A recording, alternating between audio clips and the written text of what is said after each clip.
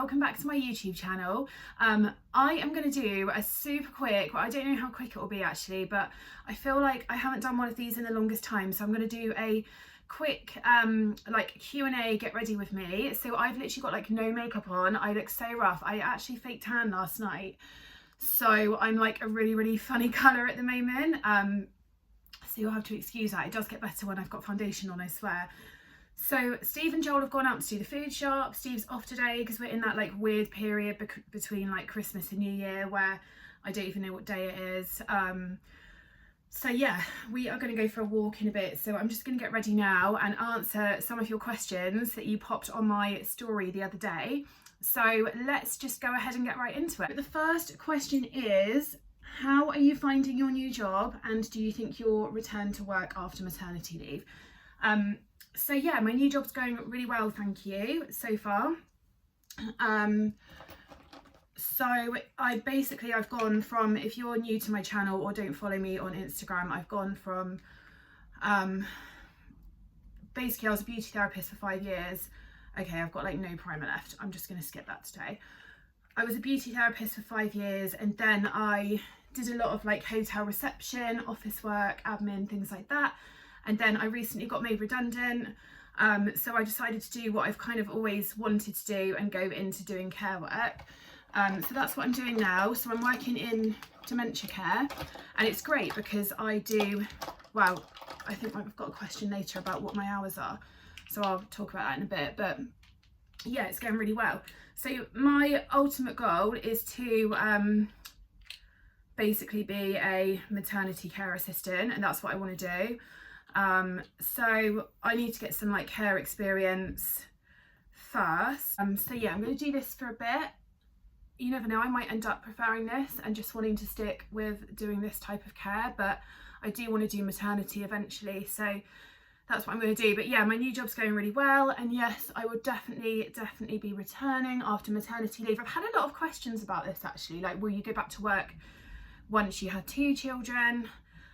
Yeah, like absolutely. There's no reason why I wouldn't. I think you only stay at home, for you to be able to stay at home, like you've either got to, I'm literally running out of foundation as well. I use the Estee Lauder Double Wear foundation in case anyone's wondering. So yeah, I think you only don't go back to work if your partner is either very well off and you don't need to worry about money, or if you make some serious sacrifices and go without some things. So my husband earns a decent wage, but it's, you know, still ideal if I'm working as well.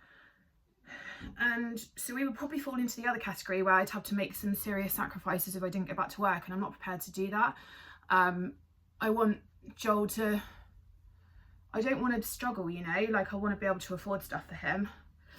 And we like our nice holidays, and I just don't want to have to go without anything, or for him to go without anything, and the new baby as well. So yes, I would definitely be going back to work. And the good thing about my job is that it's very flexible around childcare. So you can do like basically a part-time working week, which is usually the equivalent of like 3 days. You can do that in 2 days, so you just do like longer days, which is great. And also they're open like weekends, nights, so you can do anything, like you can work it around it when your partner's at home if you can't afford childcare at all. So yeah, I will definitely be going back. Next question, do you think you will have more children? No. I'm not doing this again. I loved being pregnant the first time. I don't not love it this time, to be fair, but it's just so different the second time around. Like, it's just a whole different ball game, guys. Like, it's exhausting. Obviously the first time I was pregnant, I was working full time up until 25 weeks when I got furloughed because we went into the first lockdown. So then I was just at home, I was like chilling. It was great. And then yeah, this time it's just a different ball game. I don't even think, I literally think it's because I've got a toddler to look after as well. It's just so tiring, and I think your body's just a bit more knackered the second time. You get pains earlier and you get bigger quicker, and yeah. As much as I would love to have a third child, I don't know if I would actually. But yeah, we'll definitely just be sticking with 2. 2 is a nice number. I think once you have 3, it kind of changes things, and some people love that, and that's great, but we've got a 3-bedroom house. We live in a very expensive area. I don't think we'd be able to afford to buy a 4-bedroom house anytime soon. It would just be ridiculous prices. So yeah, I think it just changes the dynamics of everything. So yeah, we'll just be having 2. 2 is a lovely number, and yeah, we'll be sticking with that. How do you feel about being a boy mum? You seem so girly. Would you like a little girl? No, honestly, I'm really not bothered. I think when you, I said about this on my story the other week actually, I think once you have all of one gender, people automatically assume that you're going to want, sorry, I'm just popping my concealer on. I use a stick because I just find it easier. People automatically assume that you're going to want like another gender, like one of the other gender. I'm not bothered. And I'm not just saying that, I'm really not. Some people I know have had like gender disappointment and things like that, but I love being a boy mum. It's weird because I always imagine myself with 2 girls, because I'm one of 2 girls. My cousins are girls. I just imagine that I'd have girls, and Joel was a surprise. We didn't find out the gender before he was born. Oh, my pretty little thing parcel's here. I'll be right back. Sorry about that, guys. I've actually got 2. That's exciting. Not going to open them now though, because we're going to get on with this video. What was I saying? I've got a serious mum brain at the moment. Yeah, no, I love having a little boy, and as soon as I had Joel, I could only imagine myself with another boy. So, and also I think it's lovely because they're so close in age, and I was secretly hoping that it would be another boy, just because, oh my god, I'm so out of breath in this pregnancy, it's an actual joke. Yeah, I was secretly hoping for another boy just because of the closeness in age, so hopefully they'll be like little best friends, and I've already started buying like the little matching outfits for them, and yeah, I'm just really excited. So no, I don't, now that I've got boys, I don't see myself with a girl. I've heard that boys are easier, like I know girls can be like a bit sassy and stuff, so I've heard boys are easier in that respect, but obviously boys are a bit more wild, you're probably more accident prone. But you know, I'm just fully embracing myself for that, and we'll deal with it. Next question, did you manage to get your same working pattern in your new job?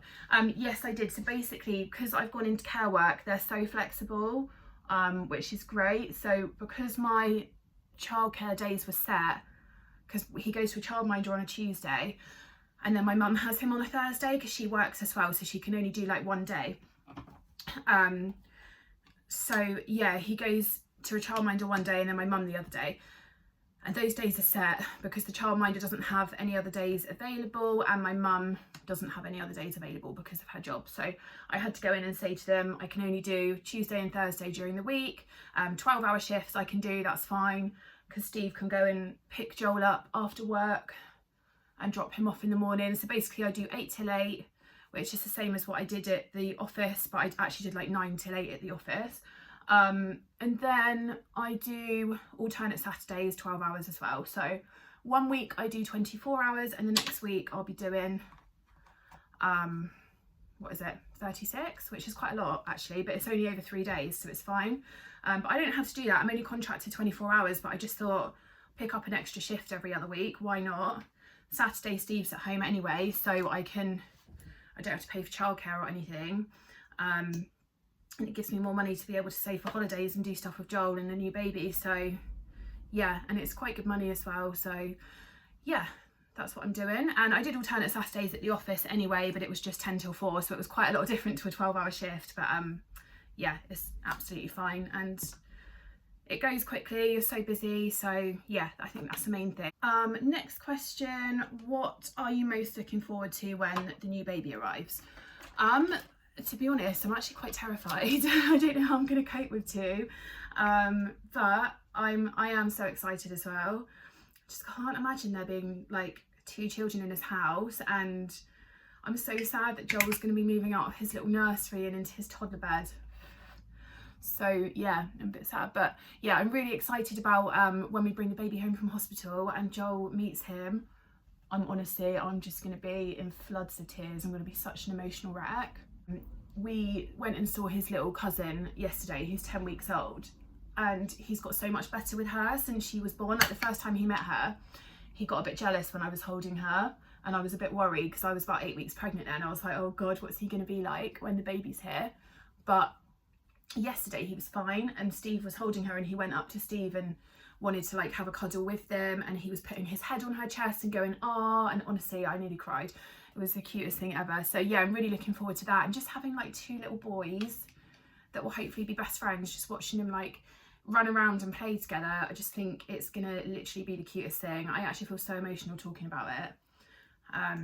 Yeah, I'm just really excited for that, and just, I don't know, just having like little newborn cuddles again, you know, where they lay on you all day, and you don't really, I don't think it'll be like that this time because I've got a toddler to watch, but yeah, just those newborn cuddles, I don't think you can beat them.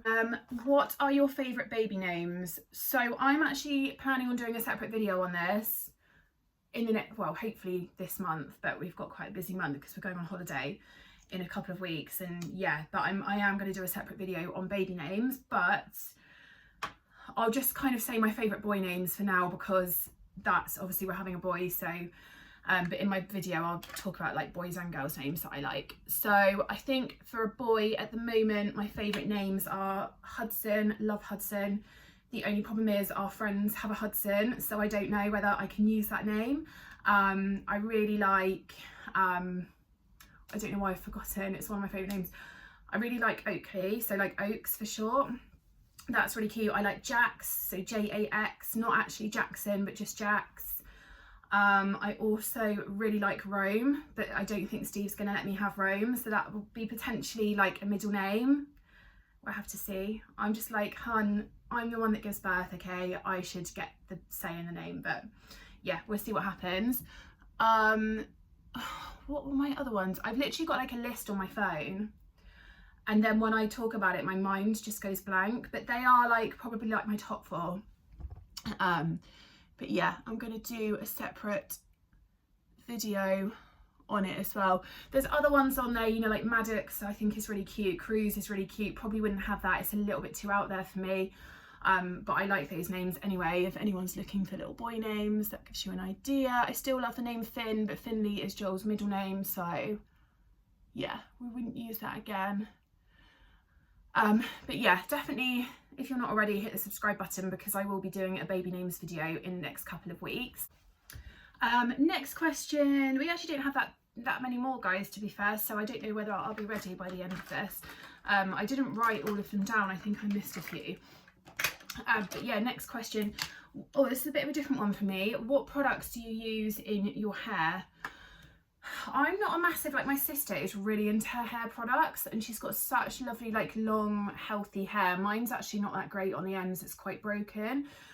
So I was using, like shampoo wise, I was using like just this purple shampoo just to tone my hair in between washes, whenever I washed it.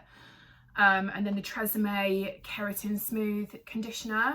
But I actually just bought these the other day because the reviews look amazing and they weren't as much as some of the hair growth shampoos. So I used a hair growth shampoo before in like the run up to my wedding, and it actually worked really well. So my hair was like just really long. It was probably like down to here. It was really good condition. But they don't sell that one anymore. I don't know why. This was about 4 years ago. So I bought these in Boots the other day. They're the Charles Worthington Grow Strong protein activating products. So I've got the shampoo and the conditioner. I think it was £14 for both of these, which for a hair growth product I think is really good. And the fact they've got really good reviews as well, because I obviously always check the reviews before using something because I don't want to spend that money if it's going to be crap. Yeah, so I'm excited to try those, but it does say to wash your hair 3 times a week, and I'm like a once a week person because my hair just doesn't, it gets dry rather than greasy because it's just so thick and like frizzy and bleh. So yeah, I'm gonna have to try and find the time to wash my hair 3 times a week. I might just go with twice and then we'll see how I get on. But yeah, I'm really excited to try these. And then I also use, I've got it out now because I need to go over some of the curls in my hair. The Lee Stafford Heat Protection Mist. I always use this before styling my hair. It smells amazing. It smells like, I don't know if you've smelt the Angel perfume. can't remember who it's by, my mum wears it.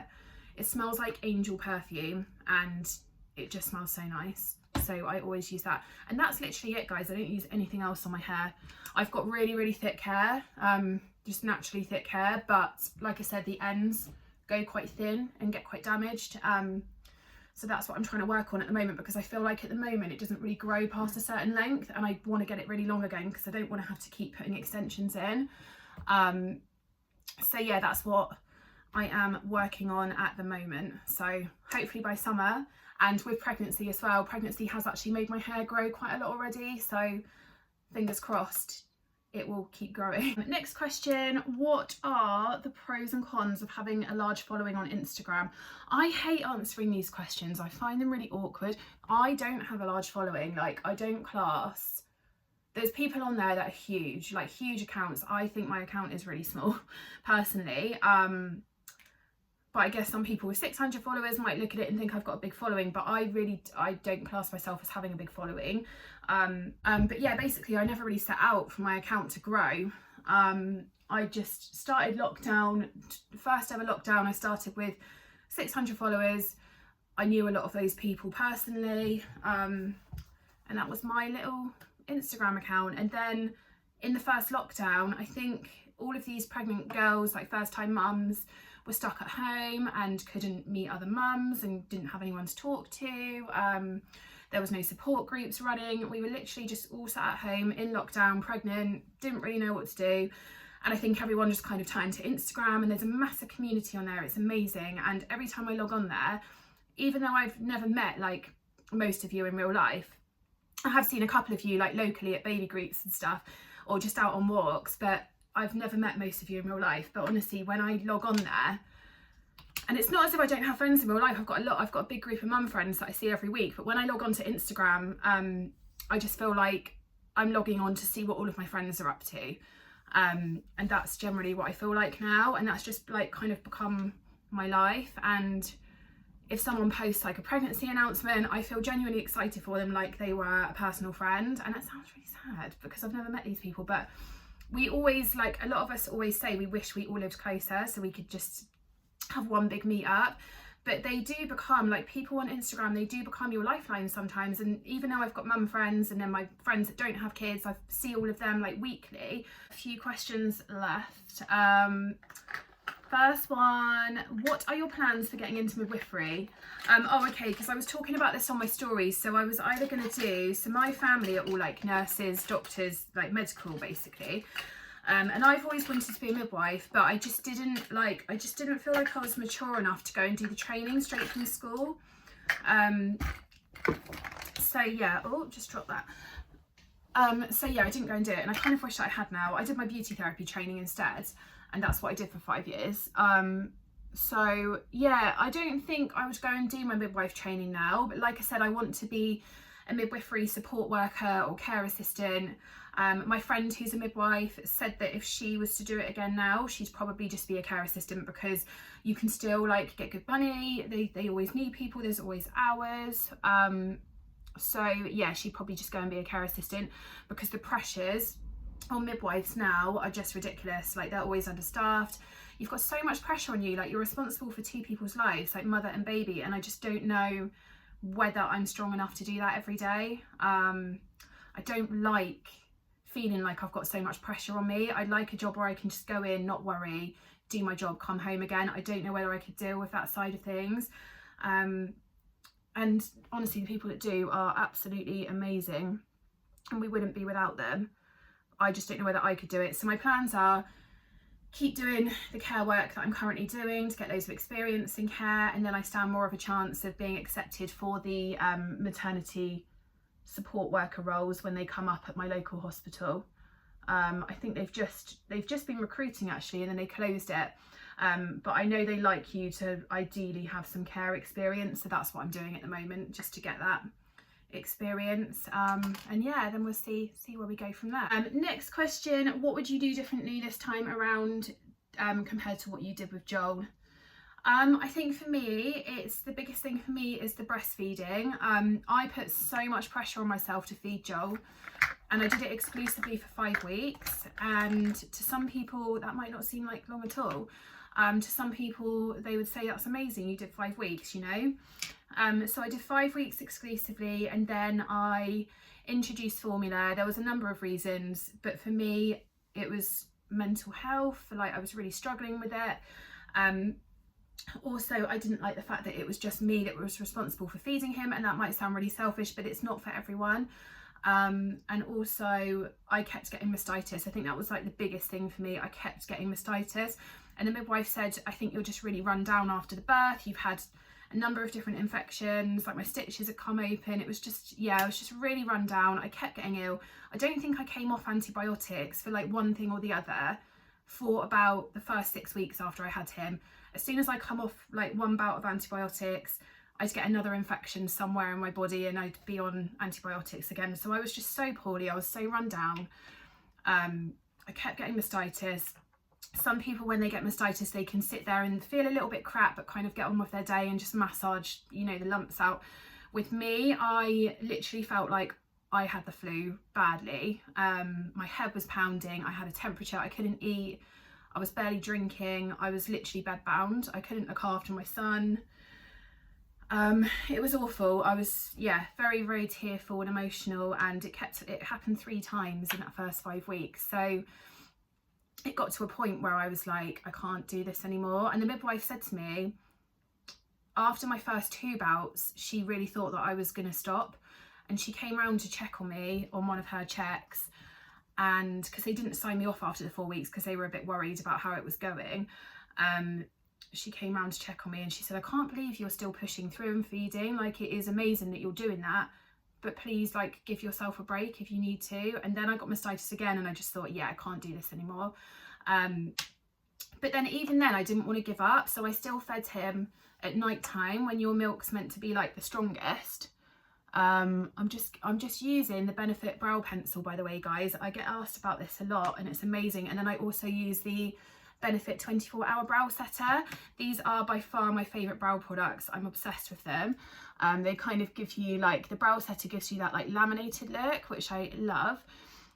So anyway, yeah, so I'm not putting that pressure on myself again. So I was still feeding him at night time from like 5 weeks till about 12 weeks, and then we just stopped completely. But I was giving formula in the daytime from 5 weeks. And yeah, and that was what was right for us, and that was what was obviously right for him as well. He slept a lot better after that, and I know every baby is different, but that's what worked for us. And I'm definitely going to combi feed from the get-go this time. I still want my baby to have the first 3 days colostrum. I think that's really important. And then I'm just going to see how I go. I'm going to try and, I haven't really thought about it too much this time. Sorry, I've got some in my hair. I think when you're a first-time mum, you're just like, yeah, I really want to try breastfeeding, and you put so much pressure on yourself, and I don't know why we do it to ourselves. I just think it's like a society thing. And I literally cried for about a week. I just wouldn't buy formula. Like, I literally cried for about a week before I went out and bought formula, because just the thought of like switching and giving him formula was just, I just felt so guilty. I'm not going to do that this time, she says. I'm just going to literally combi feed from the start. I'm taking formula into hospital with me. He's going to have the colostrum. I've got formula in case he doesn't latch, because Joel didn't latch in hospital and it was really stressful. And I had these silly people that told me on Facebook groups while I was pregnant that not to take any formula into hospital, because if you really want your breastfeeding journey to work, just don't take any. I'm not listening to that again. Like, formula will be getting packed in my hospital bag for sure, because it was so stressful those first 3 days. And yeah, I literally couldn't feed my child because he wouldn't latch, and I had nothing else with me. So yeah, I'm rambling on a little bit now, but like I said, the thing that I will be doing differently this time is not putting so much pressure on myself with the breastfeeding. I'm literally just gonna see how it goes, you know. And maybe because I haven't put as much pressure on myself, breastfeeding will work better this time. I don't know, like, we're just gonna see how it goes. But the prep machine will be getting put out again. I'll sterilise it, put it out on the side, so we've literally got it there ready. I'll be having formula ready in the house for when baby comes home, and also in hospital as well. And yeah, I'll just find a pattern with combi feeding that works for us, and that's what I'll be doing. And the last question, what is the biggest lesson you've learned since becoming a mum?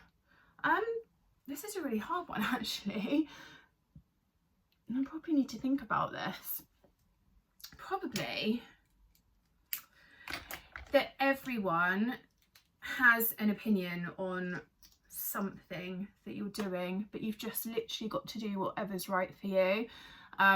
You know, everyone has an opinion, whether it be someone in the street that just stops you for a chat, or like your parents. My mum is quite my mum likes to give me her opinions quite a lot, which aren't always wanted, just because I think we have such different styles of parenting. Yeah, so we've had a few arguments about that before. But yeah, I think you just need to do whatever's right for you. Like I said, with the breastfeeding in the beginning, I was actually putting so much pressure on myself because I thought I needed to conform to what people wanted me to do and what I should be doing. But yeah, you literally need to do whatever's right for you. I think that's the best lesson that I've learned. And there's always going to be people that will make you feel guilty or mum shame you, especially like on Instagram and Facebook groups and things like that. And yeah, I think the best thing to do is just not listen to them, because you know that your child's healthy and happy, and that is the main thing. And your child still, well, hopefully still thinks that you're the best thing in the world, so who cares what anyone else thinks? Because I do find it hard though. I'm a very sensitive person deep down, and I might come across as quite like, I'll put my opinion forward and stuff, but I am very sensitive, and it just takes one message or one comment for something to like affect me for about 2 days.